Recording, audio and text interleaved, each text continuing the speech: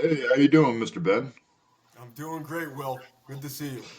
It's good to see you, man. It's been a very long time since we saw each other. I think what we said about 19 years now.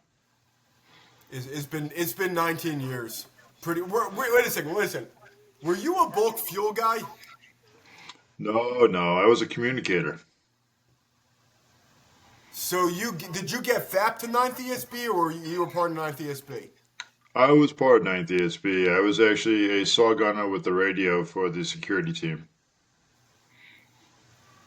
Wow. So they put you there as a comm guy, and then you just became part of the platoon. Yep, became part of the platoon and made shit happen. It's been a long time. I did not know that. I didn't even think of that or know that. I just figured all along that you were either I put it at like 90% that you were bulk fuel, or about maybe a 10% chance that you were like a motor T guy or something. No, I was a communicator. I had a radio and a saw. They had me either talking or chirping. But yeah, it's been a long, long time. So, Mr. Ben, if you don't mind, can you just give me a rundown about who you are so the audience can be able to understand a little bit about you? Yeah, so I'm 39, uh, and I joined the Marine. I was 19 when I went into the Marines, um, only because uh, I was like the oldest in my grade. My parents, I did like an extra year of preschool, so Hmm. so when I graduated, I was already 18, and then I had a like a medical issue. I was supposed to go to boot camp. I would have been 18, Hmm. but in boot camp. But I had like a medical issue, so I basically went when I was 19. I just turned 19. I was like a month into being 19, which I think is the perfect time to be in the military. It's when you're 18 years old, because I could not imagine the people that tell me that they join when they're old. I'm like, I just don't. I can't even fathom it. But um, I I was out of suburban Philly. I grew up in suburban Philly, and I I kind of knew the recruiter, like even when I was like 16, 17, because he would play football with us and stuff. So like I knew he was a Marine recruiter. I knew he was active duty Marine, but he never really like sold himself. Hmm. But when I like just on my own wanted to join because of 9/11 and all that kind of stuff, um, I I went over there, and that he was a recruiter, and he was like real kind of laid back with it. He wasn't like a pushy kind of recruiter, but he was a '03. You know, that's the B billet, obviously, recruiter. So he was a '03. So, what's an And O3 for people? '03 is infantry, and he was a '03-11, which means he was a rifleman, All which right, means thank you. he was a fighter. Hmm. And he had went to Bosnia, believe it or not. So he had a combat action ribbon. He was doing like house to house kind of stuff. He was firefights. He was really A to Z stuff.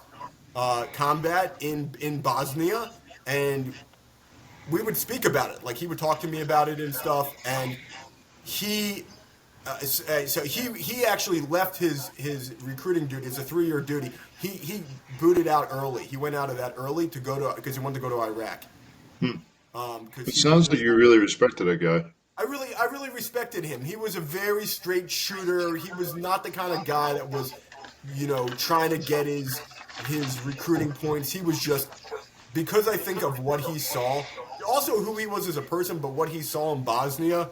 Um, which is kind of rare. There weren't a lot of combat Marines, believe it or not, in 2003, 2004. Like when I was graduating high school, '04, it wasn't a huge because there was Afghan, but that was real light in 2001 to and then there was Iraq was March 2003. So there weren't a lot of people that really, especially like on recruiting duty and stuff that had combat.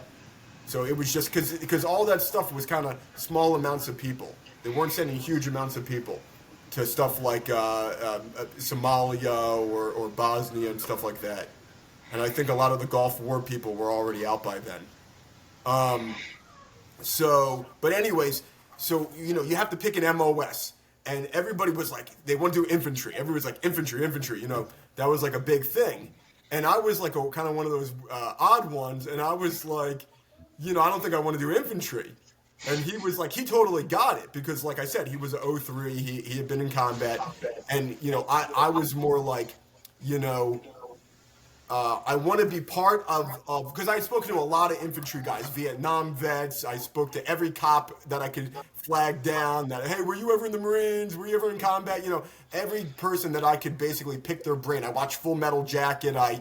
As much research as you could really do in those days. There wasn't a lot on the internet, but there was a little bit maybe, and just as much research as it really was just talking to, honestly, Vietnam vets that were '03s that were in combat and really just like I don't know if it wasn't that I didn't want that experience, but I was looking to be part of a cog in a wheel. I wanted to be a mechanic, that generator mechanic. That's what I was. I was a generator mechanic, electrician, and that I was like, that's cool. They'll teach me a job.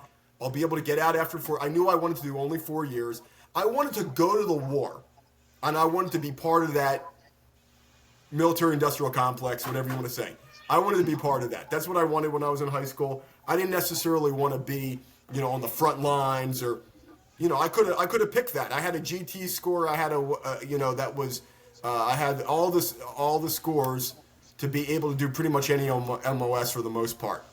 But so I could have done infantry. I could have done whatever. But that wasn't really what I was looking for. And I knew it was a harder lifestyle. So my brother, he had a little podcast, and he's like 10 years younger than me, and he was never in the military. So he said, you want it hard, but you want it not too hard. That's what he said.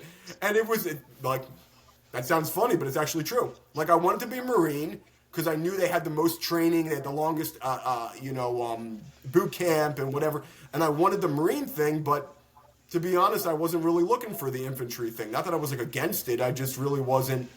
But I wanted to go to the war. I really wanted to deploy.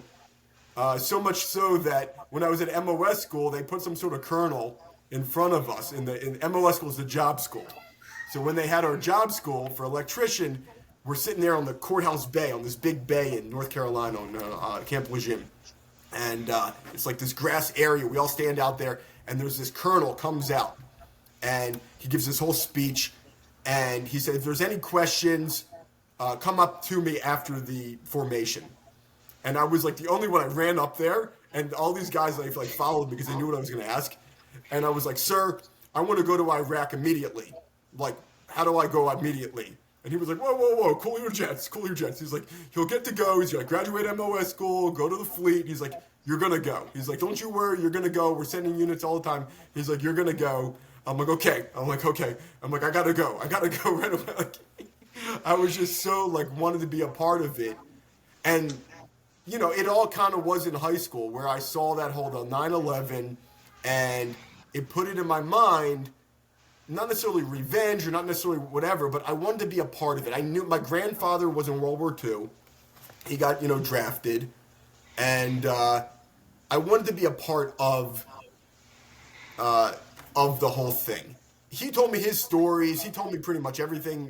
He really would spend a lot of time talking about it with me. But and he was infantry. He was a mortarman. And doing real missions and everything like that. But it was just more the fact that like I didn't want to miss out. I knew it was going to be a long time before the next one, and which is kind of true. It was a 20-year gig, but how long is it going to be until the next one, and then you're too old, to go to it. So I wanted to be a part of it, and I knew I would regret it if I wasn't a part of it, and I wanted to be a part of that machine in just a small part, just to be for kind of the experience, so to say. Um, Yeah, it so makes sense. that was It's like basically the story of why I you're. joined up. Well, I was gonna say you could be able to put your stamp out there. You'd be able to say, "Hey, I did this. I'm a Marine. I was able to achieve this." Like I know when I was 19 years old when I joined the Marine Corps, instead of being like yourself, where I spent 2 years in preschool, I spent 2 years as a super senior.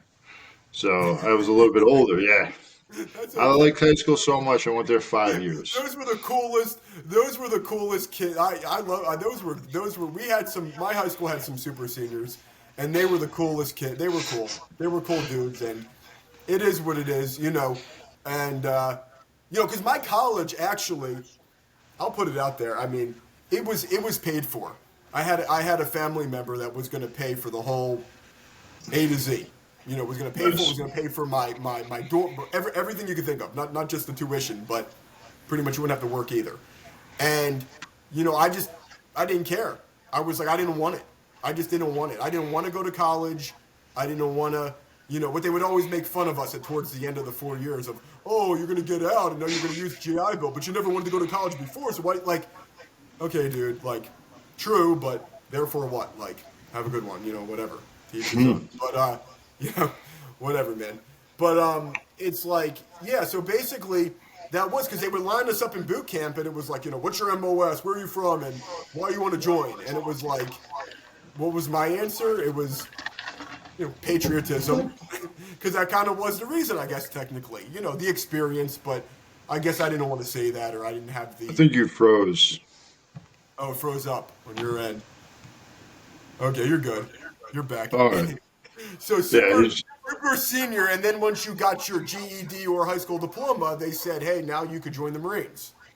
No. So what my technical thing was after I finished the last day of 12th grade, that's all I needed, and that's how I got put into the Marine Corps. But like yourself, it was I wanted an experience. I wanted to actually get away from where I was, and on top of it, like you said, that your grandfather was in the service. My father, my grandfather, my great grandfather, were all in the service, and it was like a duty that I felt like it was part of a community. In the Marine Corps, I actually remember going to the Air Force recruiter, and he was like, "Hey, I want to be a PJ."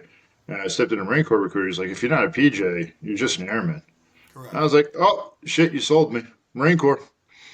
And Unless you win 11 X-ray, which they have nowadays, which I don't think they had back then. yeah, and but You talking get what you about get your, what I'm saying. You get what I'm saying that there's a dude down the street from me that's got the same story where he's like, I want to be a Navy SEAL, and I'm like, my man, go 11. You know what 11 X-ray is, right? I don't know what an 11 X-ray An is. 11 X-ray means 11 X-ray MOS is an Army MOS, which is Army Special Forces, Hmm. Green Beret, I guess. I don't know, whatever. Special. Let's just call it Special Forces. I don't. The details beyond that, I'm not really sure. So you could get a contract. Well, they'll guarantee you a spot to try out for 11 X-ray for a Green Hmm. Beret. And if you fail that, from my understanding, they roll you back to be an 11 Bravo, a infantryman, an Army infantryman. They don't have 11 this and this. They just have 11 Bravo. So versus, like you just said, if you go in the Air Force to be a pararescueman, or you go in the Navy to be a Navy SEAL, if you roll out of that, which the attrition rate is like 90+%, what do you end up as? They don't really have other infantry MOSs really in the Air Force and whatever and the Navy. That's my point with that. So yes, what the guy told you was totally true, which is go Marine and you know whatever. Like you're a Marine first, but you still got calm.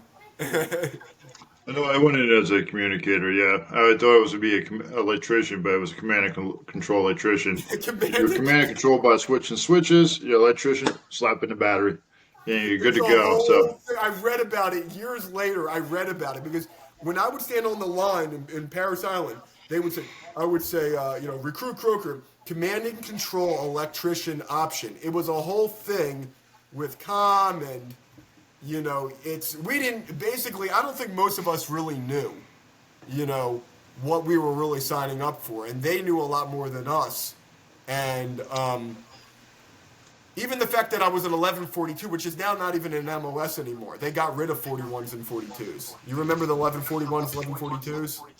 I remember you guys just talking about it. To be They honest with deleted you, the whole. They got 11. It's still an 1100, but they basically they might still have a 41, but they got rid of the 42s, and the 60 ones, which I think were the AC guys and the reefer guys, and they put them in like a 63.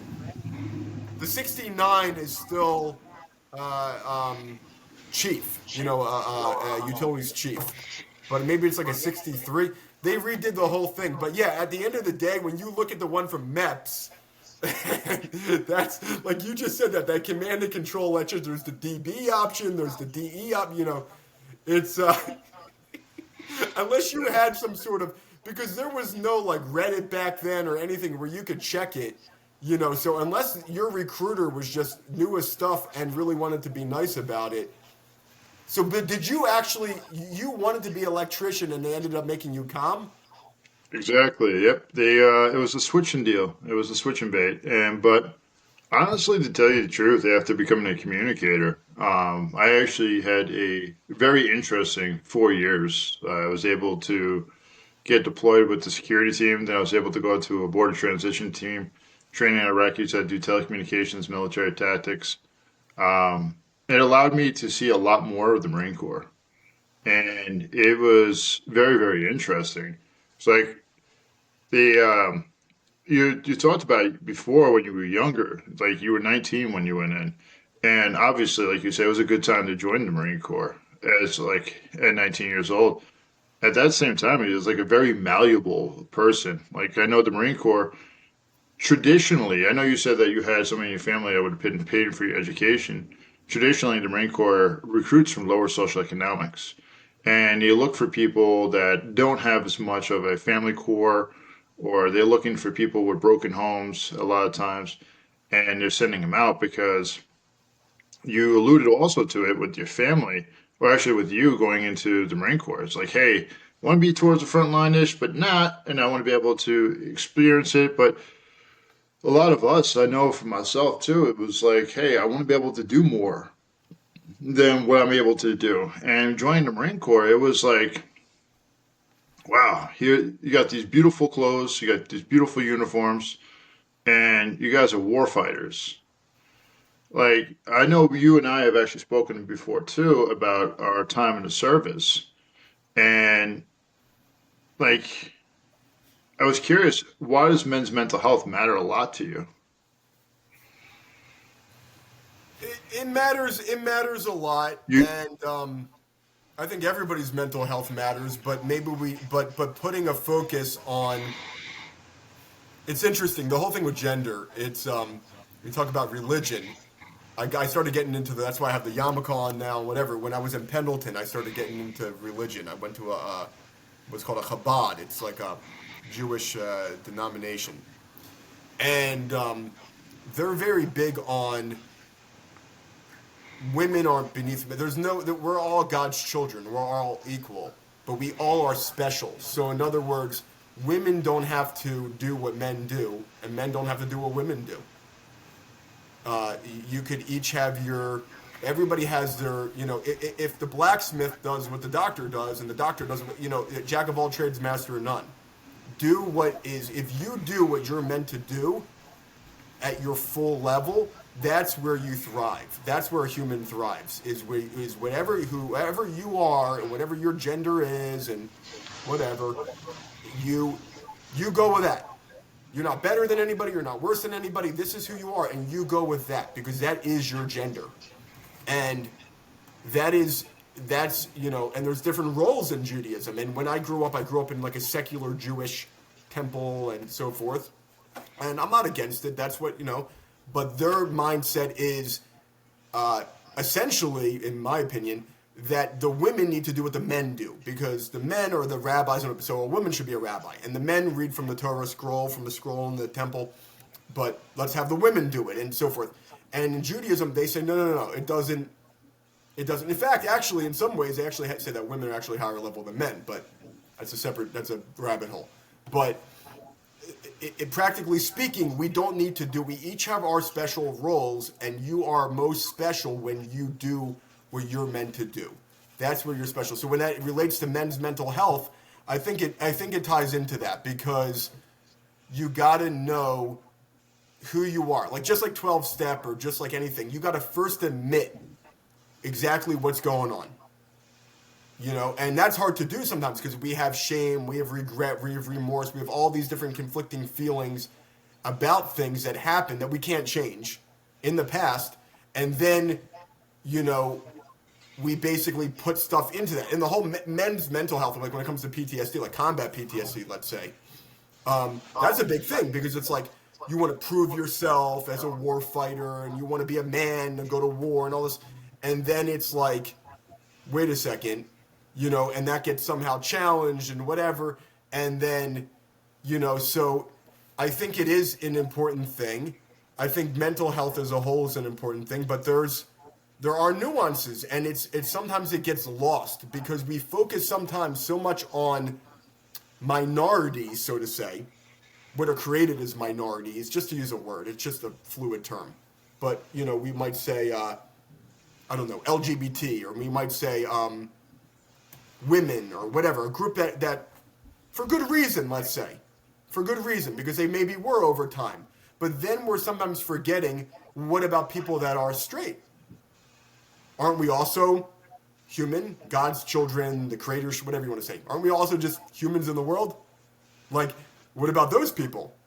What about people that are, men? What about people that aren't maybe conflicted with their gender? You like if you're a clinician or if you're the mental health field or whatever, wouldn't it be important to try to help everyone? Like no matter who you are, like no matter who you come to the table with whatever you are. So if that's who you are, that's who you are. So there was a lot of times that's where Iraq really opened my mind because we would have these different staging areas, I guess you could call it. For example, at Camp Habaniya. You remember Camp Habaniya? I do, right across the street from Staging area. TQ. Right across from TQ. There was like a highway in the middle, and then there was Camp Habaniya, which was an old British Army base or Air Force base when the British, controlled Iraq. And there's British cemeteries there and stuff still, and whatever. It's interesting. And there would be kind of, a lot of like National Guard units and all different things, and they would just line up for their convoys. And I would see a grandmother with like gray hair who was National Guard, maybe a young grandma, maybe she was like in her 40s or 50s, young grandmother, gray hair, kind of looked like my hair, maybe a little bit more gray. And she was on a 50 cal. She was on a 240. That's a machine gun. And I'm like on a turret. And I walk over and I would have a conversation. And she would say, oh, look at my wallet. Look at my photos of my grandkids. And she would say, hey, we just got off a mission. And actually 2 days ago, I killed somebody. Like we had an escalation of force incident. Somebody was trying to cut into the convoy. I killed the person.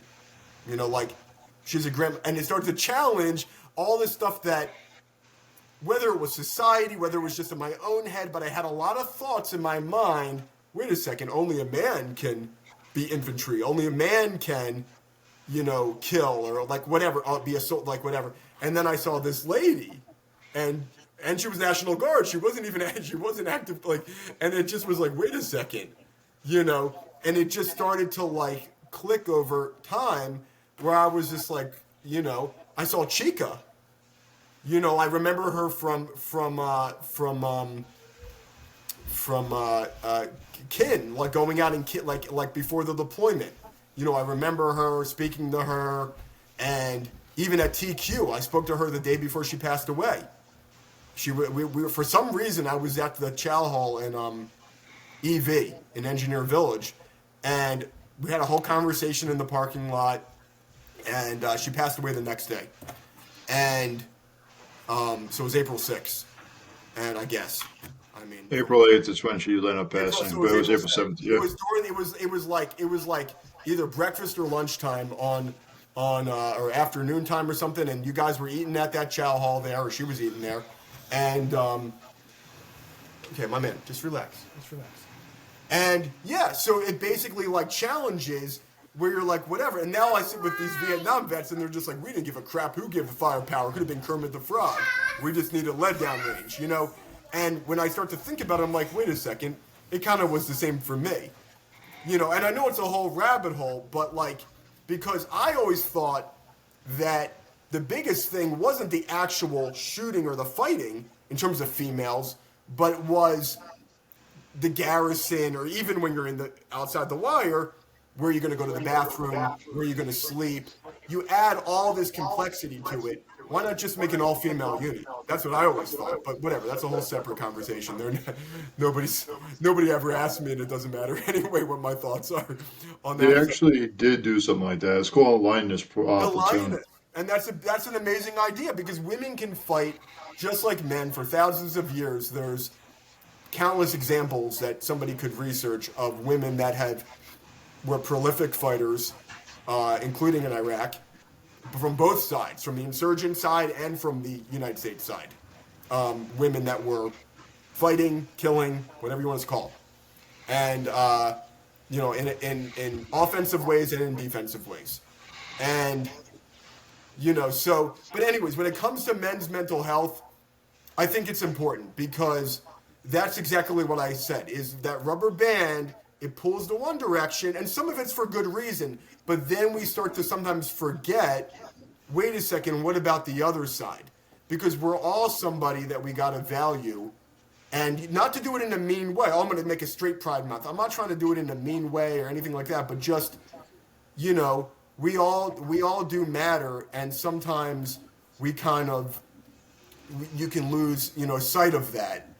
I think when there's and a lot of it's from social media, and it kind of just got pushed, and it might not be really what we're all thinking in our own minds, but it's just kind of the public discourse, about stuff, you know. Yeah, so what I'm getting from what you're saying is that it's almost like it kind of got forgotten a little bit. And it's like we started focusing on a lot of different areas, and it almost forgets, and I won't say it has been forgotten, but it was like a lot of areas that have actually been overlooked.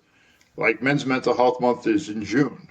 It's also Oh, the okay. same See, I month didn't as even know Pride, that. and it's also the same month as Pride. And I highly agree that Pride needs to be talked about. These are individuals that have been left alone for so long and actually been ostracized.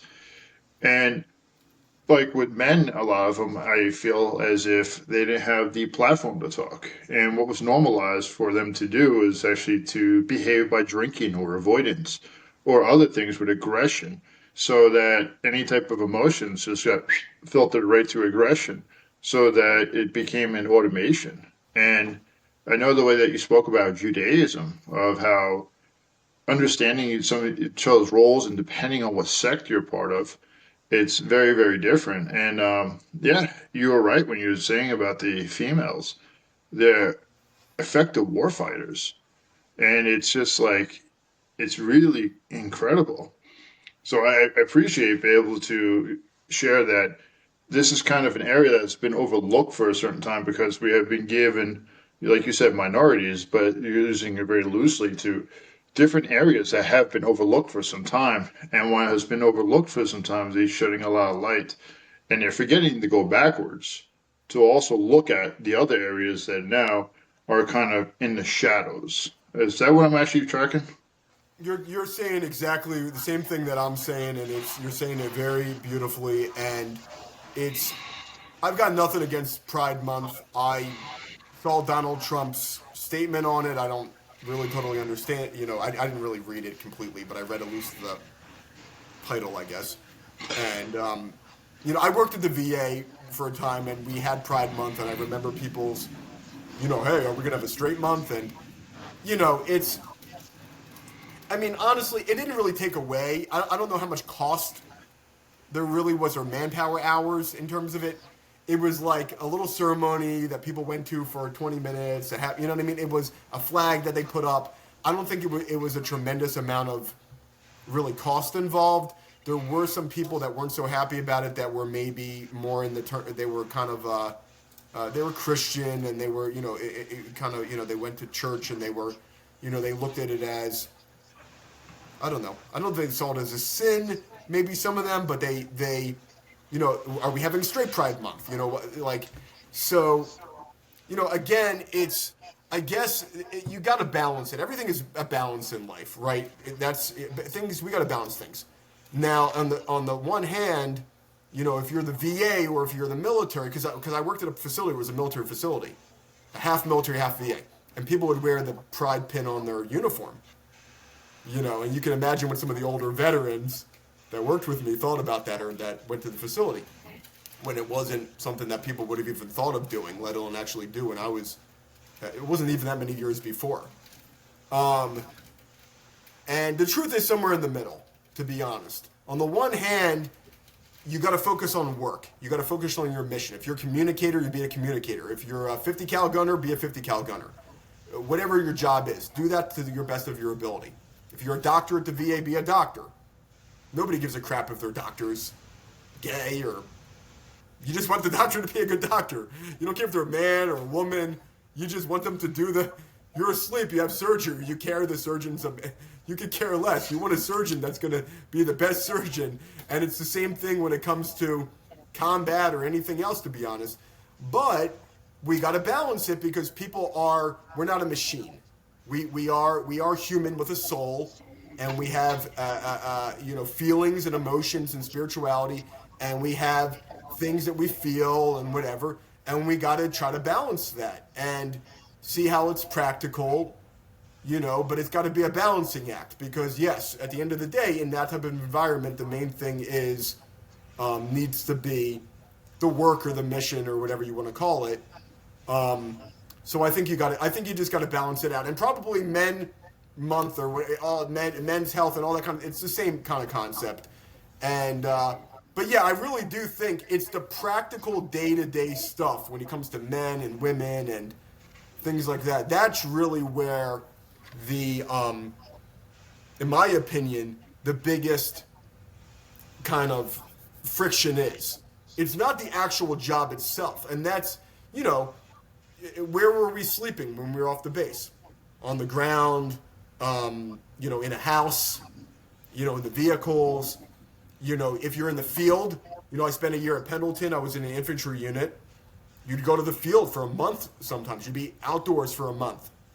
You're either sleeping it was an LAV, an armored vehicle, or you're sleeping on the ground.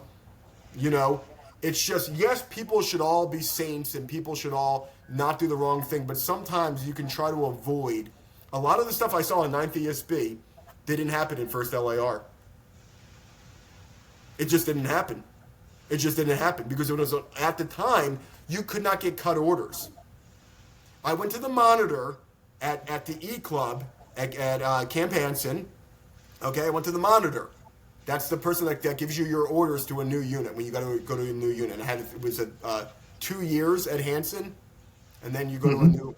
And I said I wanted straight leg infantry, whatever, going to Iraq, whatever it was. And they could not cut you orders if your social was connected with your gender in that computer system. It wouldn't click. It wouldn't click. Even if you were a communicator, you could have been a MIMS clerk, you could have been an admin clerk, you couldn't get orders. That certain units that were considered, and it was weird the designation even between Army. Army did it different than Marines for MOSs and for units. It was interesting, but I'm just going to shut the door real fast. Give me a second.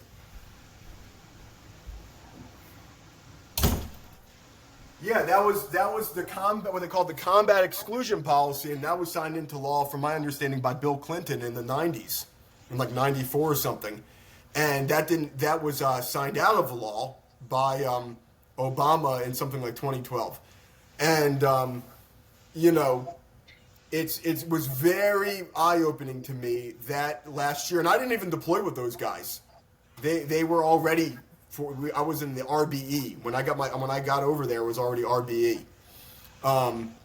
and it was just very interesting. It was just really interesting to see, and that all plays into this stuff of men and masculinity and the psychology of it.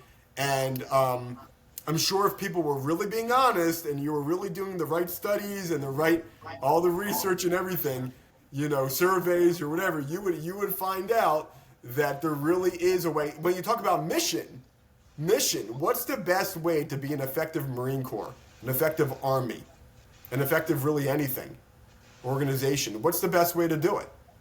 How are we going to do it? Is, what they got going on now at 1st LAR the most effective, or what they had in 2007? What's the most effective way to do it? And, but unfortunately, I don't think that that's always where things go uh, in any era. And for sure in this era, unfortunately, that's not, because I mean, did we ever think about that? Like, were there any female infantry soldiers in Vietnam? Even if they were like nowadays, there's women that have the combat infantry badge, or not infantry, but combat the non-infantry version of that badge, and their army, or women that have the car and their Marine Corps. But it wasn't a thing back in the day. It wasn't a so, but we never think about it because again, what is effective versus what should look at the fallout from Chica passing away. I mean, I'm really not trying to ruffle any feathers here, but I don't think anybody got a tattoo with anybody who was a guy. I was there for Martone, I was there for Fry. I wasn't there when they got blown up, but I was right probably 20 minutes after. I brought them in, I identified one of them. We couldn't tell, they were telling us who the guy was, but we had a protocol, we were supposed to figure it out ourselves, if possible. That was our protocol for security. It was called security platoon. It was an auxiliary duty, and his name tapes he was blown up, so we couldn't see his name tapes. So I thought in my brain, I said, oh yeah, you were supposed to have your PIV card in your left breast pocket. So I opened up the thing, pull it out. It says on there either Fry or Martone. I forget which guy it was.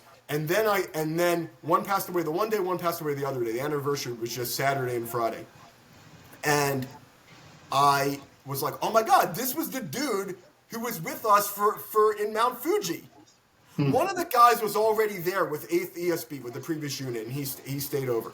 And the other guy that passed away was with 9th ESB, and he was with us in Mount Fuji, and he did the IED alley. I remember him all through the whole thing.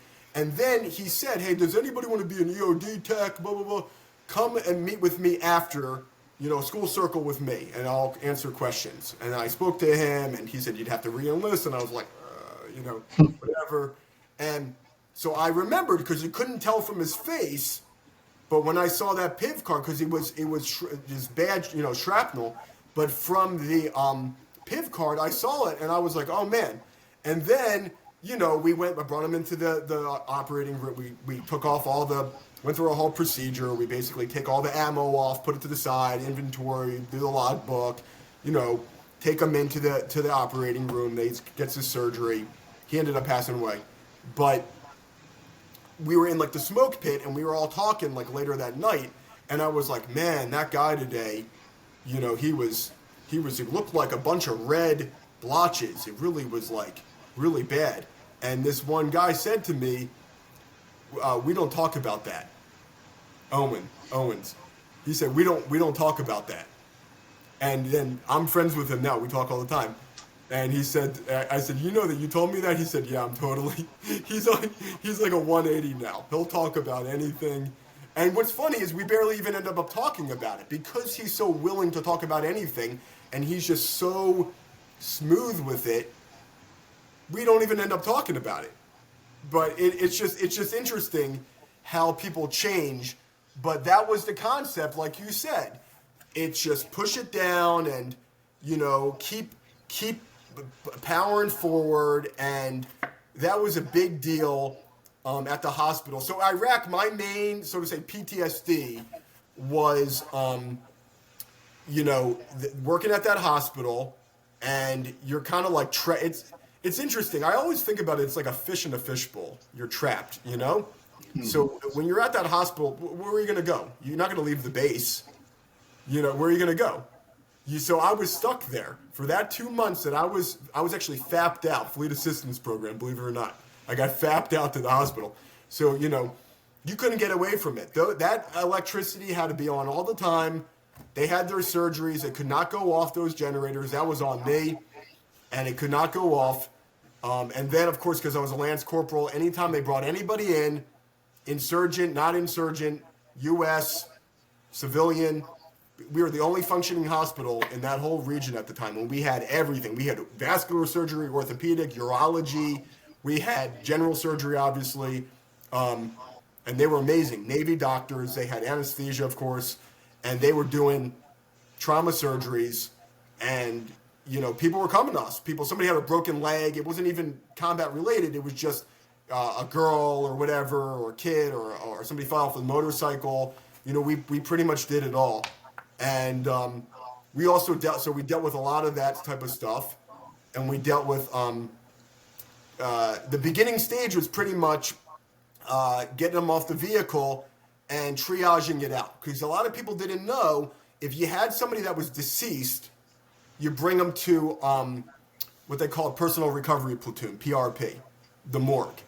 That's where you would bring them. Also known as mortuary affairs. It had two names. MA, some people called it MA, mortuary affairs, or PRP. Obviously, some of the people, they didn't really know if they were alive or dead, right? Like, it's a corpsman, they don't really know. They want a doc to make the call, which is fine. So we basically triage it out. We'd have a Navy doc with us, an MD, and he would basically, figure it out. Hey, who we're going to bring in, who's ambulatory, who's whatever it is, and sometimes they would call it, the person's deceased right there, they call it right there.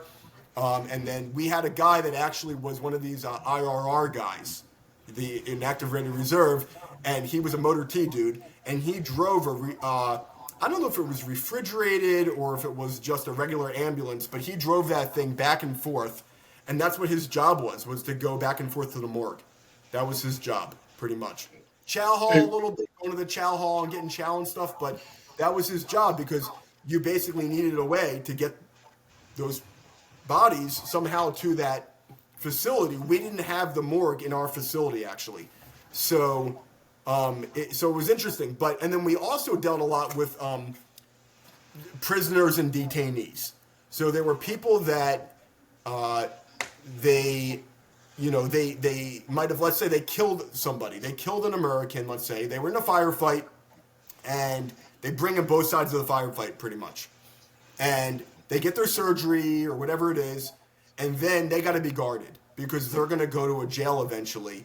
Really, everybody was guarded because it was somebody on a coalition base that we didn't really know who they were. So everybody was like guarded, but there were people that they're kind of like higher level. We're like, hey, really watch these guys, and they'll make sure they don't get away. And then we would bring them back and forth to go to interrogation, basically, which was, I forget the name of the section, but it was like a bunker, and we'd walk them over there, and they didn't have handcuffs on. We'd basically just bring them over, bring them in a vehicle. And but it was a lot. It was interesting because it was a lot of just dealing with their day-to-day needs. If they needed clothing, if they needed a shower, if they needed to go to the bathroom, if they needed food, and that was a big part of our job was taking care of them. Because even if they had killed, we were beneath the Navy. It was a Navy Marine Corps unit, but the Navy was like the top, were like the bosses, really. And they were based out of Lejeune, I think. And it was like a senior chief or a master chief who was the boss, enlisted boss. And somebody was giving the detainees MREs, like halal MREs or regular, whatever, MREs. And he got really mad. And he said, wait a second, you guys are eating hot chow. So why are you giving them MREs? And they were like, because they killed Americans. And like they talked back to him, which I was surprised. Because I'm like, that never would happen in the Marine Corps. But like, Navy's a little bit different. And they were like, but senior chief or master chief, they killed Americans. And he's like, no. Now they're ours. They're going to go through the justice system. They're going to go to jail. And that's not how it works. If you eat hot chow, they eat hot chow. And you need to stop being lazy and go to the chow and go to the DFAC and get them hot chow, put it on a hot tray, and give them hot chow. And if I catch you again that you don't do it, then there's going to be paperwork. And we were just like, I, senior chief, whatever. But, that was the mentality. There wasn't any, if they wanted to shower and they just took one an hour earlier, you bring them to the shower. So it was interesting because we basically, we learned a lot. We used to talk to them a lot, in a little bit of, wasn't much to talk about, but you were bored. You would sit there for probably hours sometimes guarding one of these guys. and there's nothing to do but just talk and trade stuff. We would trade with them, and you learned a lot about their customs, which were just different than us. Even just the way that they weren't used to a shower. They didn't have a concept, so we would teach them how to shower and use toilet paper and just stuff that we just I guess it was just different. It was just different than what we were used to, and you'd give them a $20 bill, and they were like oh my gosh, they were like like you just gave me a $20 bill. I'm like yeah, like have a 20, and they were just ecstatic. So it was a lot of just interesting experiences at that hospital. Some of the families when they would bring in a kid that was really injured, like an IED went off and it got civilians, and they would bring in kids. We would try to, there wasn't much, obviously I don't know Arabic, but we would try to, talk to them. And then the other experiences I would say that jump out at me are sometimes people would fight, would not comply with us, to use the vernacular. Meaning we would have people come in and they didn't want to be searched, so to say.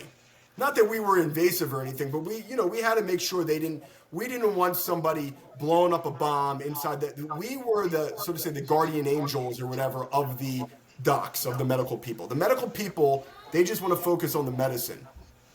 And they didn't want to, have to worry about, oh, is somebody going to blow up a bomb? Maybe they're faking it, or whatever. Maybe they're faking being hurt and they're going to come into the ER, or maybe they are hurt and blow up a bomb and kill a bunch of docs. That's we didn't want that. So we had a sergeant, and we had we would train in the downtime. We would practice all different procedures and stuff, and even go hand to hand with each other. And we would basically, we had all sort of protocol that we kind of developed over time of how do we deal with, with pretty much Iraqis that didn't want to comply. And there were people that would come in like that, and sometimes I'd find a knife on them, or I never found a bomb or anything, but it was just, it was the fear of that. And we were condition 1, but we couldn't really fire at them. We were told, whatever you do, don't fire. You know what I mean? But it was a lot of yelling, a lot of cursing, and that stuff still comes back to me, sometimes where, I think about that, and I think about the way that we would scream at them, and we would, we had our little Iraqi, our little language guide, and we would butcher it, and we would, curse at them, and, even some of the stuff that I saw physically even be done to them, especially by the units. We were pretty rough, but especially from the units that were bringing these guys in sometimes, we saw some really bad stuff, and that's jumps out at me. And then the other thing that jumps out at me is just the generator.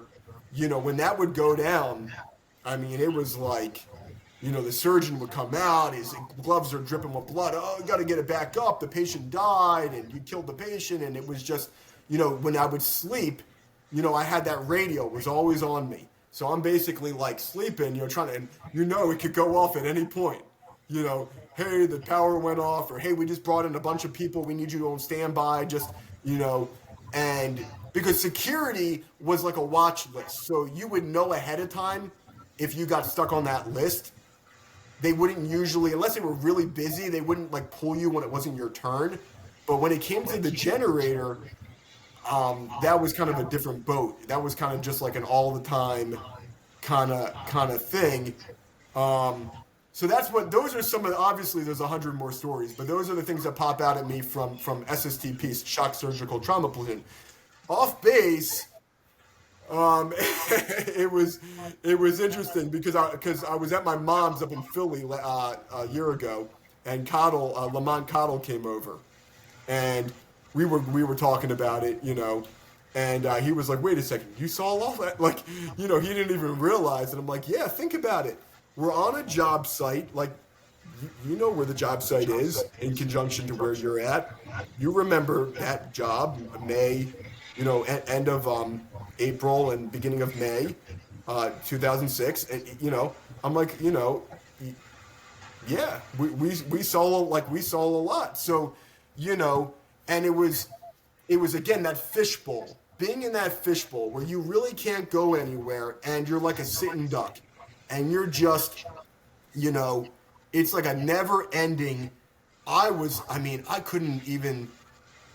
The only other time I had been off base with ESB, I had been off base a bunch with the Mitt team, uh, and for projects with them. But with Ninth ESB, the only time was probably the second in February. It was in the very beginning when we first got there, and it was like a road repair. So there were mortars, but they weren't. Nothing came close to us. They were really not accurate. And you got a security was they were firing. You know, security was doing the Mark 19, 240, 50 cal. They were firing. You guys were driving and firing. You were trying to find them, and but it was. I didn't really like feel that same thing as I felt. It was called Route Net at the Route Net project, and that's where it was like really like, wow, this is what these guys have been doing for like 5 months. Like I'm like, are you kidding me? This is what they do every and it just really dawned on me, and I'm like, this isn't like, wow, like this is like, it just really like, it clicked, and I was like, it was just. It was a weird, like I can remember seeing somebody putting rounds in a tube and and they're so close where they're going off, and I'm running for my life to get underneath a vehicle. So I knew if I went under there, hopefully the shrapnel wouldn't hit me as much or wouldn't hit me at all. And I'm thinking in my head, I better run as fast as, because I want to slow down because I'm exhausted. I got the sappies on, I'm exhausted. I'm thinking, I better keep running as fast as I can, because if I die, I'm going to think I was a dumbass and I should have ran faster. I should have ran faster. So I thought in my mind, I'll never forget that. And I had Nico Montanez, who I still talk to almost every day, and he was with me. And he said, come on, Croak, come on, Croak, come on, Croak, come on, you can do it. And I'm just like, oh, I can't do it. And then you'd get under that Humvee or under that 7-ton, and you sit there, and then it would say all clear, and you're like, are you kidding me? I got to get back to work. I'm wearing all this stuff, and I got to stack sandbags now in the 120 degrees all day in the heat. It was like being on some sort of construction crew out of hell, like slave labor, and like almost getting killed, like at random moment. So it was like an odd like mixture of just like mental and physical torture. It was a very weird scenario that I really don't think somebody can understand totally unless you were there, and that's just the nature of it. And then again with the whole security platoon, it was lifesavers. That's why it was known as the Guardian Angels, because they were the Guardian Angels. That was it. And you wouldn't think that. It's a weird. I talked to Phillips all about this. Maybe 6 months before he passed, I spoke to Phillips. We went into every nuance of it. We left no stone unturned, and he felt a lot of animosity and. How come I have to hold this, that I killed and you guys didn't kill and this, and and we spoke about it and we talked about it and we told each other what we thought, and because there's a lot to it, but when it came down to, that's all the P of the PTSD, the post. But when it comes to the moment itself, it's fight or flight, right? And I always thought that, obviously nowadays I usually freeze up, to be honest, which is what I've heard most people do. But at the time, it really was a pretty much instantaneous reaction where, if you heard that round or, you saw it or somebody else said incoming or something like that, you were going to run and try to, because I guess it was just, I'm buddies with one of my drill instructors. Like years later, we became, friends. and but he did the initial invasion. And I said, no offense, Matt, but that whole I'm up, they see me, I'm down that you guys did with us in Paris Island. I said that wasn't really what I was thinking when I was in Iraq. I said, no offense. He said, none taken. He was in the initial invasion. He understands. Like, I said, it just, I said, listen, Iraqi armies on their cell phones, talking, texting, they ran before we ran. They know what's going on. I always thought that they should have had radios where it might have just been too complicated because we had a lot of visuals sometimes before the gunner would have a visual, to be honest. We would see something and I'm just like, man, I hope that gunner sees it. And sure enough, they would turn and this, and you're like, okay, like, thank God. Like, thank God they got him. Of course, we had also Overwatch, as well. At least on that job site, there was Overwatch. And they were busy. I mean, they were very busy. And it was just like a never-ending... And you saw a lot about... You want to talk about psychology? You saw a lot of psychology. How many people would get in the car, take the tube out, or make like they're fixing the tire, and get back in the vehicle without firing around? Because they were like, you know what, screw it, I don't want to die. And then they would still get shot up. A lot of times they would, that's what I saw.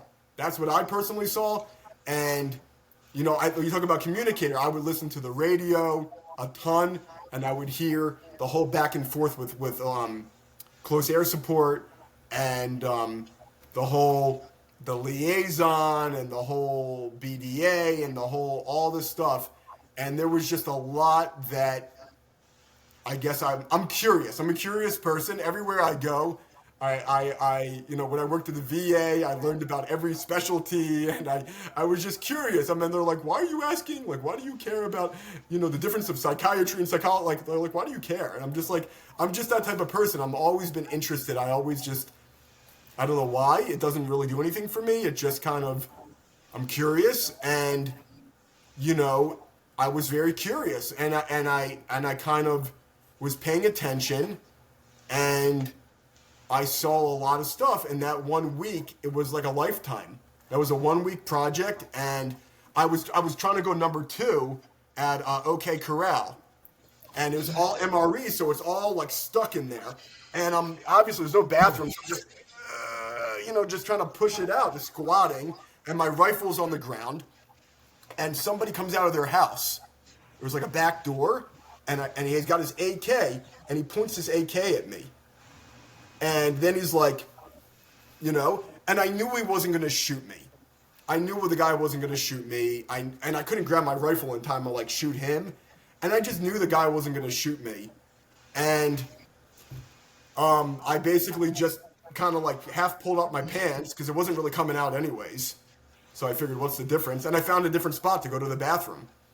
That wasn't his yard, I guess. But, just kind of interesting stuff like that just, I mean, there's so many stories. There's this book called The Yellow Birds. It's a famous Iraq book, The Yellow Birds. It's kind of fictional, but maybe based on a true story. And this guy was in prison in the book, the veteran, and he's scratching like tack marks on the cell. And there's hundreds of these lines, and every line is a different memory that he has. And the guards knew, I guess, or whatever, and they just let him be with it.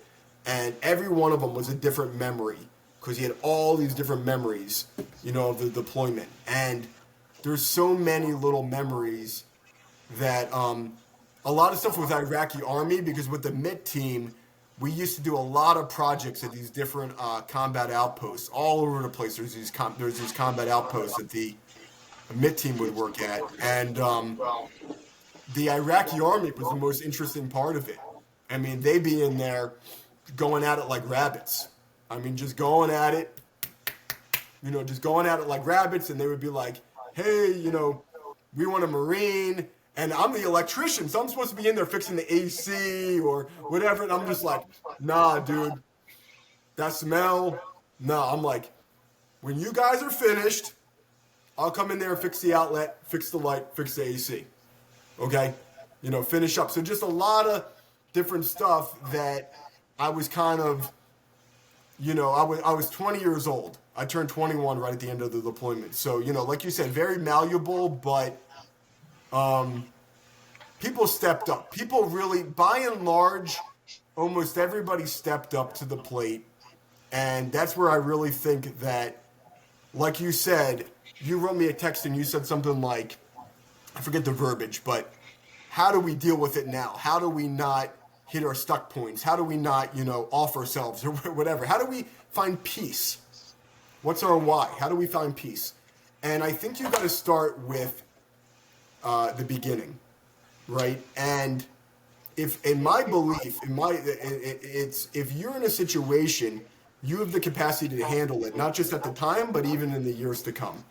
And some of the best doctors that I've gone to at the VA, because that's pretty much really where I go, they have PTSD. One of them was in Vietnam. He was a POW.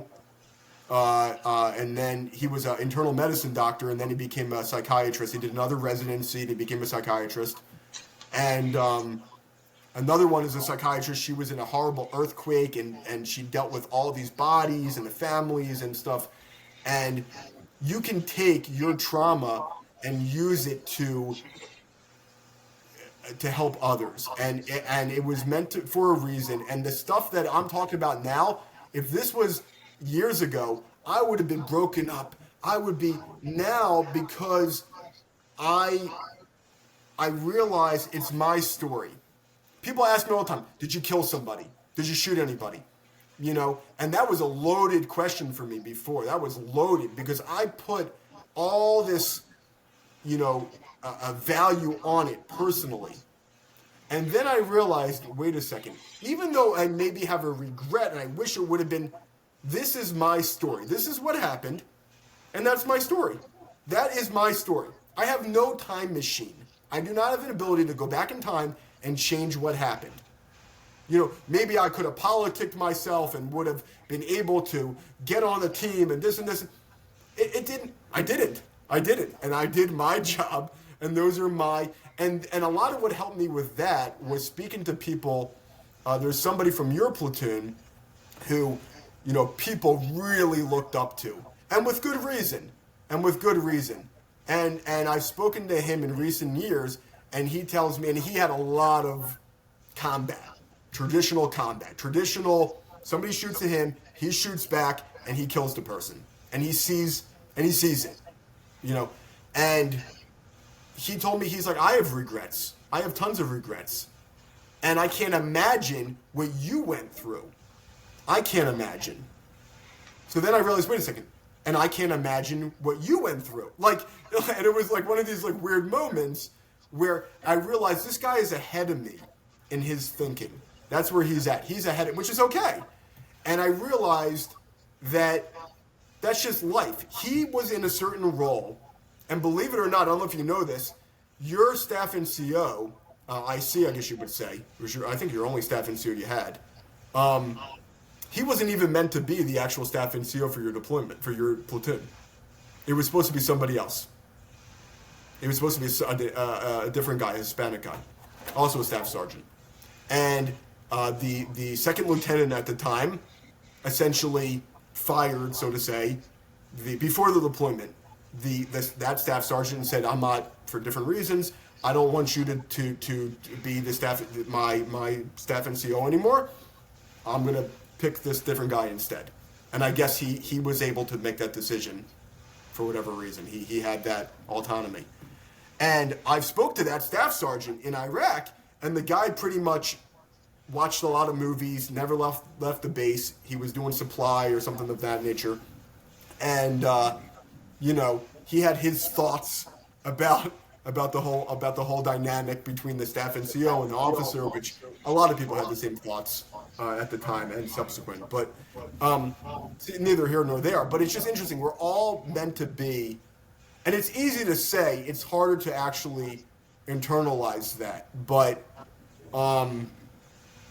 it's something that I think a lot about. And those are, so I believe it or not, through my whole rant here, I think I hit most of the points that you said.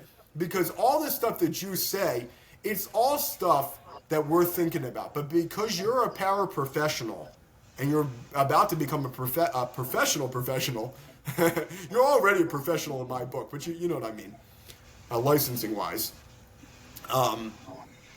You have it in a delineated way, but our brains probably do all that naturally. That's what we do. And that's the whole thing of cognitive behavioral therapy. That's something our brain, anyways, does, right? We create stories and things to make ourselves feel better, you know? And then you can challenge those stories. And you can say, wait a second, that's not necessarily true. That's just my brain trying to heal itself, but sometimes it actually causes harm. And that's where you go more at peace and you're able to, without alcohol, drugs, and any external gambling or anything that external, whether it's addictive or not, really. Maybe it could be a healthy external thing, right? That's okay. But if it's this addictive and harmful stuff that we really go to, because it does make us feel good in the short term, just not in the long term. But in the short term, it definitely works. That's why we keep doing it. And then it just becomes addictive, and then we just do it because it's addictive, but whatever. But that's what ends up happening. At least it happened to me, and I'm sure it happens to a lot of other people, from my understanding, is we use that kind of stuff also to try to help ourselves. And because it is really difficult, even at the time, it's difficult, but for sure, even after the fact, it's difficult to live with all the symptoms that come as a part of PTSD. And the fact that you're in this world where you're trying to function, maybe your family wants to go somewhere with a crowd, but you don't want to be in a crowd because you've seen that and you can't unsee it. And you know what the worst case scenario is. And, you can't feel emotion. Like, it's hard for me to feel any emotion, happy, sad. So I'm basically, at a family event, and I'm like literally at the bat mitzvah for my daughter, and my son, who's 13, he's next to the 5-year-old. So one is, and they're standing next to each other. And it was just such a cute moment. They're both like next to each other and they're watching all the girls dancing. And I'm just like thinking in my mind, I'm like, I should feel so happy from that. But I'm just like, I'm just like, because that's, even before going off base with the whole security platoon thing, with the whole ESB mission, being at the hospital in that type of environment and not being trained. It's not like we went through some sort of training or we were physicians and we didn't have any sort of, and then we got to basically just suck it up and move on. And that just causes where you don't really know how to turn it off for the most part. And you basically just continue to mentally, even though you were 20, but that was like my seminal moment. That was the top of my roller coaster. And you hit the top of it, and that's your moment. And then you're like, okay. And you wish it could be different, maybe. Maybe I wish I could have been a 50 cal, blah, blah, blah, but that was my moment. I can't change it. And whatever the good, like those are my coping mechanisms or whatever. So, but you basically just end up using it all the time. And it just becomes, kind of like my go-to. And it's hard. It's hard because honestly, I guess I'm always really being fair to myself. I'd maybe go to the VA and I'd get a psychologist again, which I had one, but now I just have psychiatry. And I would say, could you help me with this? Could you help me feel emotion? And, I would do something like that. But, I guess when I'm ready, I'm ready. And, but where I'm at is I have to just accept it. I'm accepting of it at this point. And I do my part. I'm going to go through each day. I don't know when. That's one thing Iraq at least taught me was time is short. I don't know when this whole thing could be over. And I try to do too much because of that. I try to do everything. I try to get it all out, and I try to, and that can be bad too. But it's just, over time. So it's been a journey. It's been a journey, and As for security platoon, like you said, when I heard your speech, when I saw that on Facebook and you said that, and I'm happy you reached out to me, I'm really happy. I was just like, ah, man, it breaks me. I'm just like, I can't believe you were almost at that point because I don't want to say I know what it causes, but a lot of us wouldn't. Not one person died from a mortar for that 7 month deployment. So those are the facts as I know them. IED, sniper, fine. A mortar tube from a static position. We could talk about convoys too. That's a whole separate ball of wax.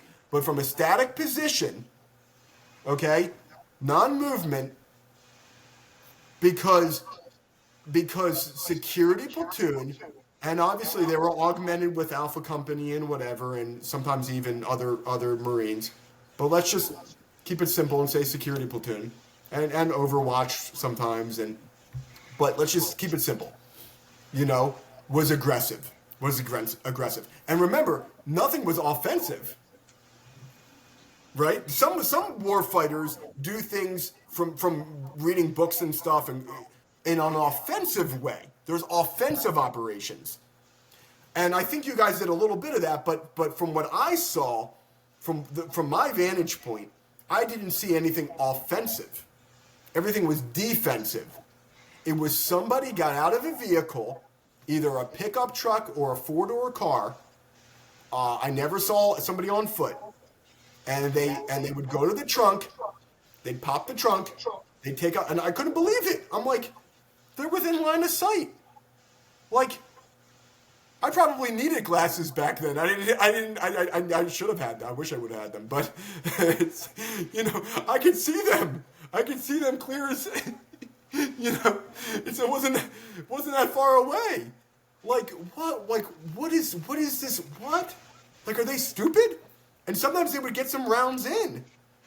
And, I'm not even talking about the further away people. There was plenty of people, a mortar tube can go like 5 miles from my understanding. There was more, so there was tons of those people too. But I'm just talking about the closer range people, just to keep it short and simple. And that was the game. It was this, so to call it a game, it was just this back and forth. And did our construction and, and it was, I never slept like that in my entire life. As those houses on that project there, when we would sleep on the floor in those houses, Iraqi army would kind of go to the one side, we'd be on the other side, and I'd go to sleep. It was actually Alpha Company. It was an Alpha Company mission, actually. But I went with Staff Sergeant Hyatt, and basically I went with another guy and he was like, because he took us, with them basically. We were like tag-alongs, I guess you could say. And, I've never slept like that in my entire life, to this day. I have never slept like that because just that constant, and I knew in that house, I don't know how I knew, I guess it just clicked, that a mortar, I mean, maybe this was actually not true at all, but I guess in my mind, I thought that a mortar could not penetrate that house. So when I was in that house, I just was like, would just sleep, and that was like amazing. And then it would wake us up. I was like, oh my god, I got to get up, like you'd get up and you'd go back, and then like they'd give us another break in the house. I'm like, yes, go back in there, just like I'm out. Like I was just out like a rock, and it was just like, I didn't want to explore the house. I didn't want to do anything. I just wanted to sleep, and that was about it. So, it was pretty crazy from that 1 week. Because like I said, I was on that other one, and there was a lot from that mission in February too. But with 9th ESB, that was the only other one, was that one in beginning of May. And otherwise, it was MIT team, it was Camp Habania we did a project on, we did, and then it was base ops, which was on the base. Which was on the base itself, but they would basically coordinate the MIT team with base ops, and then they would spin up a whole thing, and then we would go with them to go fix their outpost, and then we would come back. So that was which it was interesting because at the time I had a lot of emotions about that, where I was like, should I really be outside the wire? Because I would talk a lot with Ace, Ace Hmm. Estevez, and he would pretty much break it down, and he was always like really cool, just really no very humble, just very like he didn't. I mean, other people told me they had different feelings about him, but for me, I never felt that way with him to this day. And he was always very just humble. He never put it over anybody or anything, at least with me. And there was like a funny moment because when on one of the mid team missions, these are all infantry guys. They were all infantry staff NCOs and officers. That's who does the mid team. So, and they had multiple combat deployments prior to this deployment with Iraqi army. That's how they qualified to do it. So, one of them said, "Hey, you want to be on the 240?" And I was like, "Yeah, like put me in." So I go up on the 240, and he's like, "Okay, like, do you know how to use it?" And I'm like, "Nah." And like, I'm like, "No staff sergeant or no gunny. Like, could you show me?" And the gun, showed me what to do, and and we did our whole thing. We're driving around the countryside, and it was like farmland. It was interesting. It was interesting, what they told me to do and how to move. Nothing happened. I didn't fire at anybody. Nothing happened. But then I came back and I saw Ace in the computer lab, and I said to him, "Hey, Ace, I was just on the 240." He's like, "Okay," and I was like, "Yeah, I didn't really like know what to do," and he was like, "Yeah," he's like, "It's cool, dude. Like it's," he's like, "It's okay." And then when we got back to Camp Hansen, I was at range control for a year, but then they brought me back for like a week to like check out of the unit, out of 9th ESB, out of utilities. And there was a new guy that just got to the fleet, and Ace, I had just picked up corporal, and Ace was still a lance, and Ace said to me, "Hey, Croker," without the corporal.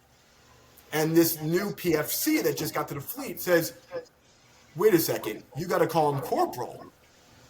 He's a corporal. Why'd you just call him by his last name? Because he's a PFC. He's right out of MOS school." And Ace was just like, whatever. He didn't answer. And then I said to this guy, I said, "Ace can call me whatever the fuck he wants." I shouldn't have said that, but whatever. I regretted it right after. But I was like, "Ace can call me whatever the fuck he wants." I'm like, I wouldn't be here if it wasn't for him. And Ace was like, "Whoa." Like when I said that, he was like, "Whoa."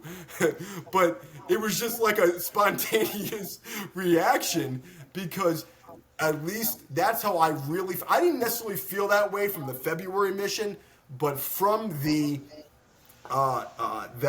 that May mission, it was just so apparent, at least to me. I don't know how the other people felt. I never really spoke to any of them besides a few people, but that I mean, it wasn't like you would say, "Well, they killed." So you would think, and I understand the regret. It's a human. You kill a human. I get it. I get it. It's not. We're human. Like we have a soul. I get it. But at the same time, like, wait a second. If that human didn't get killed, and they made that decision, right? Nobody like forced, right? Like, yes, they need to make money. The economy's shot, whatever. But at the end of the day, like, you're gonna go kill other people. Like, remember Les Miserables, the famous play, the book? That was for bread. That was to steal bread. This is, you're killing people from, wait a second. Not everybody did that. We worked with civilians that were Iraqi that, from all I could tell, weren't killing people. Electricians that were Iraqi, electrical engineers, and and they weren't going and killing people. Now I get it. Not everybody could get that job. They're few and far between. Iraqi army's a really crappy job. I understand it. I get the whole picture, but listen. Even without all of that, just at a practical level of somebody's got to kill them. If they don't get killed, if you just did your mission and everybody's going to be dead on that job site.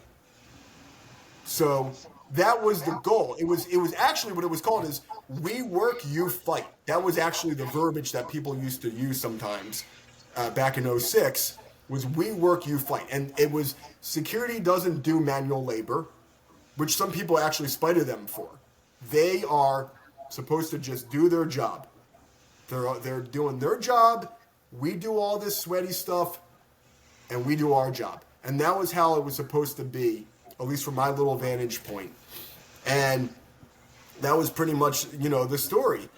And like I said, I have my I call it my story because that was what I saw from my point of view.